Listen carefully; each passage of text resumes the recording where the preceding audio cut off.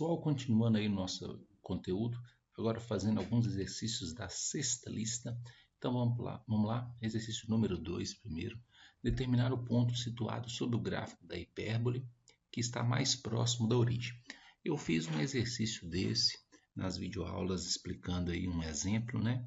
E vou fazer esse aqui, mas eu vou usar um artifício diferente. Então vocês podem fazer tanto da forma como eu fiz lá na videoaula, quanto na forma que eu vou apresentar para vocês aqui.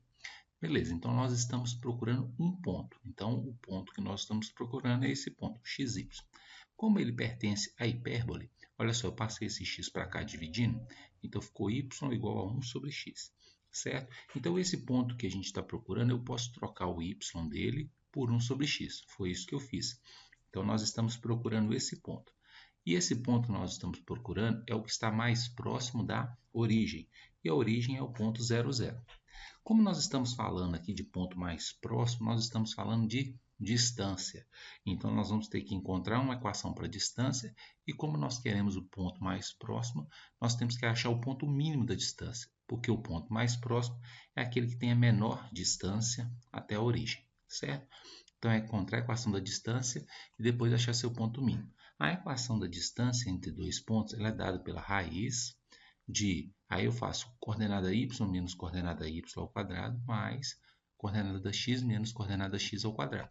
Então, eu vou fazer coordenada y menos coordenada y ao quadrado mais coordenada x menos coordenada x ao quadrado. Vai ficar assim, certo? Aqui eu vou fazer subtração e elevar ao quadrado. Faz a subtração, eleva ao quadrado, a gente tem isso aqui. Então, essa é a função da distância, né? Então, nós vamos achar o ponto mínimo dela. Mas pensem comigo. O ponto que está mais próximo da origem, ou seja, aquele ponto que tem a menor distância, também tem a menor distância ao quadrado. O que isso quer dizer? Quer dizer que eu posso calcular o ponto mínimo dessa função aqui, ou posso elevar ao quadrado essa função e trabalhar com essa aqui. Toda vez que você estiver trabalhando com a ideia de distância, né, ponto mais próximo, ou até mesmo ponto mais distante, você pode trabalhar com a função da distância, ou você pode trabalhar com a função da distância ao quadrado, que aí fica uma função mais fácil de ser explorada. Né?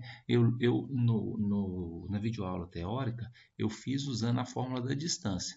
Na resolução do exercício, eu já vou resolver usando a fórmula da distância ao quadrado.